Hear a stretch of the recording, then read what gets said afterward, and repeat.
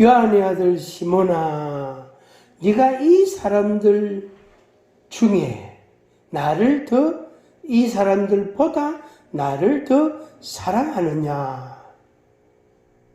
이렇게 물었습니다. 그래서 예수님은 과거에 대해서 묻지 않습니다.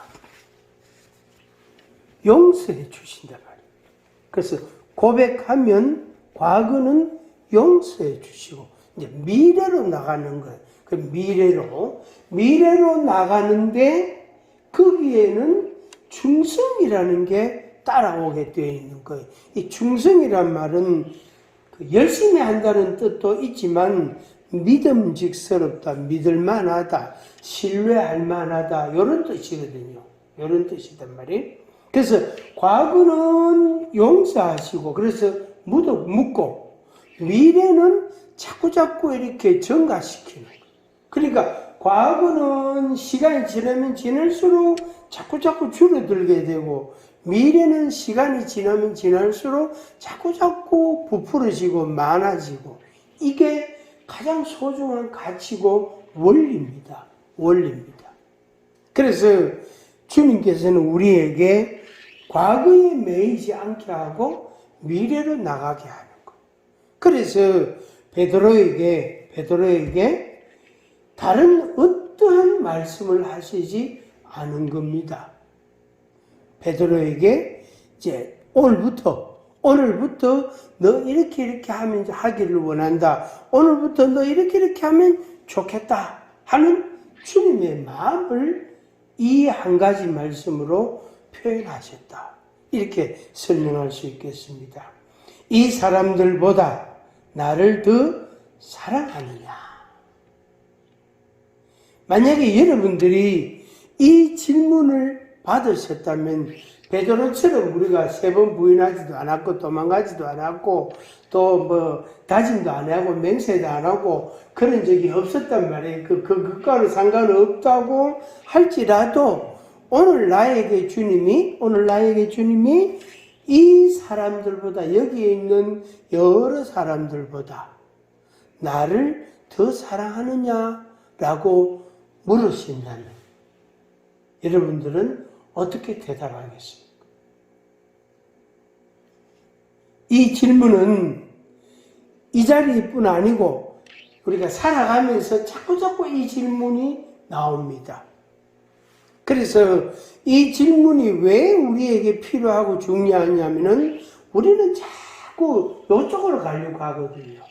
과거로 자꾸 가려고 하는 그런 본능적인 면이 있어요. 이게 우리 인간의 타락한 본성이 죄성이에요. 다른 말로 말하면은 내가 뭘 자꾸 하면 자꾸 죄를 짓는 것 같고 자꾸 뭘 잘못하는 것 같고 자꾸 실패할 것 같고 이런 두려움과 불안과 초조함과 이런 것들이 우리한테 있기 때문에 그런 요소들이 우리 속에 딱 자리를 잡고 있단 말이에요. 이렇게 말뚝처럼 이렇게 딱 고정이 되어 있단 말이에요. 그래서 자꾸 주저하는 거예요. 자꾸 망설이는 거예요. 그래서 저 사람은 하면 좋겠고 이거는 이 사람이 하면 좋겠고 이거는 그 사람이 하면 좋겠고 이거 나는 못하겠어요. 자꾸 그런 식으로 된단 말이에요. 그래서 주님께서는 우리에게 그렇게 그냥 놔두지 않는 거예요. 놔두지 않고 나를 사랑하느냐? 예, 사랑합니다. 그러면 이렇게 해라. 이 사람들보다 나를 더 사랑하느냐? 예, 그렇습니다. 그러면 이렇게 해라. 하고 주님이 우리에게 현재와 미래에 대해서 명확한 기준을 딱 정해 주신 거예요. 안 그러면 우리가 어디로 간다 그랬죠? 자꾸 과거로 간다.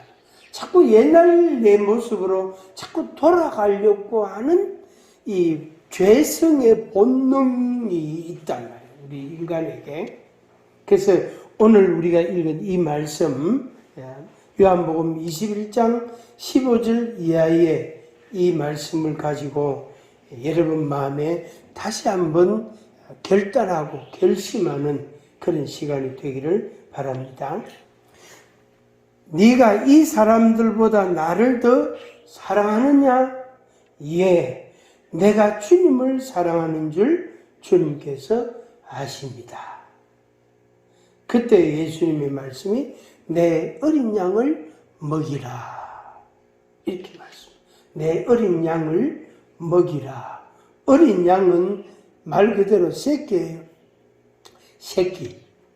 그러니까 1년 이전, 그러니까 1년 이하, 생후 1년 안 된 새끼, 양, 그걸 어린 양이라고 한단 말이에요. 돌 지내지 않은 거.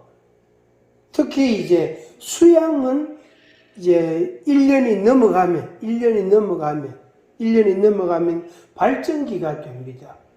그러면은 이거는 뭐냐면 어린 양의 취급이 안 되고 이거는 이제 그 성인, 많이 성장한 양으로 치는 거예요. 그래서 내 어린 양을 먹이라. 내 어린 양을 먹이라. 그렇게 주님 말씀했습니다. 두 번째로 또 똑같은 말씀을 했는데 예수님이 내 양을 치라. 세 번째 또 같은 질문을 하시고 대답을 했습니다. 내 양을 먹이라. 그렇게 했습니다. 오늘 여러분들이 이 예수님의 말씀을 마음에 다시 한번 새겨보시기 바랍니다. 이 사람들보다 나를 더 사랑하느냐? 예, 내가 주님을 사랑합니다. 이 고백을 하시기를 바랍니다. 그 다음에 이제 18절부터 이하는 이게 간단한 문제가 아니에요. 그러니까 주님을 사랑합니다. 내 어린 양을 먹이라. 내 어린 양을 치라. 내 어린 양을 먹이라고 말씀을 들었는데 18절 이하에 보니까 베드로는 목숨을 내놓고 해야 돼요. 목숨을 내놓아야 되는 할 수 있는 거예요. 그냥 간단하게 쉽게 아주 가볍게 해결될 수 있는 문제가 아니다 말이에요. 네가 젊어서는 네가 원하는 곳으로 다녔다. 스스로 허리띠를 풀었다가 맸다가 할 수 있다. 그리고 네 가고 싶은 데로 다녔다. 늙어서는 그게 안 된다. 늙어서는 다른 사람이 네 팔을 벌릴 것이다. 늙어서는 네 팔을 다른 사람이 벌릴 거다. 이거는 죽음을 가리키는 겁니다. 죽음. 그래서 역사의 기록을 보면은 베드로가 죽임을 당합니다. 근데 자기는 나는 또 예수님은 이렇게 십자가에 못 박혔는데 나는 거꾸로 십자가에 못 박힌다고 죽는다고 그렇게 해서 그런 기록도 있습니다. 19절에 이 말씀을 하시면 베드로가 어떠한 죽음으로 하나님께 영광을 돌릴 것을 가르치심이르라. 이 말씀을 하시고 베드로에게 이르시되 나를 따르라. 베드로는 죽음이라는 그 관문을 통해서 죽음이라는 걸 통해서 하나님께 영광을 돌린다. 그러니까 우리는 살아있는 동안에 하나님께 영광을 돌리는데 우리의 생각이 집중되어 있어요. 그래서 어떤 귀한 일을 경험하면 하나님께 영광, 하나님 감사합니다, 하나님의 은혜입니다 이렇게 고백하잖아요. 이렇게 표현하잖아요. 그거는 살아있을 때 하나님께 영광을 돌리는 거예요. 그런데 내가 죽은 후에 내 사후에 나로 인해서 하나님께 영광을 돌리는 사람들이 있다는 거, 또 있을 것이라는 거, 그거는 굉장히 귀중한 겁니다. 근데 우리는 아직 이제 거기까지 우리의 생각이 미치질 못해요. 내가 살아있는 동안에 하나님께 영광을 돌린다는 거기에만 열중하고, 그럼 그것만 충성으로 생각하는 거예요. 근데 하나 더, 오늘 여러분들이 큰 부담을 갖고 큰 짐을 지고 갑니다. 내가 죽음으로써 하나님께 영광을 돌린다. 그래서 살았을 때 영광 돌리는 거하고 죽음으로써 영광을 돌리는 거하고 이 두 가지를 우리가 다 가지고 가는, 이 둘 다 우리가 충성하는 것, 둘 다. 이게 이제 베드로의 삶을, 베드로의 생애를 주님이 예언해 주신 말씀입니다. 그래서 이걸 감당하려면 성령의 그 능력이 아니고서는 절대로 불가능합니다. 그래서 예수님이 부활하시자마자 그날 오후에, 늦은 오후에 제자들만 있는 자리에 오셔가지고 너희들에게 평강이 있을지어다 그러면서 그들에게 성령을 받으라 이렇게 말씀하셨어요. 내가 너희를 보내노라 이렇게 말씀하셨어요. 그래서 그 제자들이 성령을, 예수님이 주시는 성령을 받지 아니하면 예수님의 이 말씀, 이것을 절대로 충성할 수 없어요. 내 인력으로는 한두 번은 되는데 그 다음부터 안 됩니다. 그래서 베드로의 미래는 강제된 죽음입니다. 우리의 죽음은 강제된 죽음이 아니에요. 강요된 죽음이 아니단 말이에요. 우리의 죽음은, 우리는 평안함 가운데 이제 세상을 떠나가게 되는 그런 사람들이에요. 기본적으로.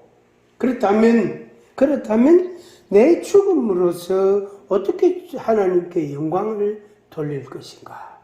이걸 이제 오늘부터 생각해야 돼요. 그래서 오늘 여러분들이 마음에 큰 짐을 하나 지고 여러분들이 가시고 여러분들의 일상 속에서 나는 어떻게 죽을 것인가? 내가 어떻게 그냥 이 세상을 떠나갈 것인가? 그것을 또 생각하고 또 생각하는 그런 시간을 여러분들이 갖기를 바랍니다. 마태복음 22장 37절에 마음을 다하고 목숨을 다하고 뜻을 다하여 주 너희 하나님을 사랑하라. 그 말씀을 하셨습니다. 마음을 다하고 목숨을 다하고 뜻을 다하여 하나님을 사랑하라. 그래서 이 사랑의 고백을 매일 드리는 그런 은혜가 있기를 바랍니다. 기도하겠습니다.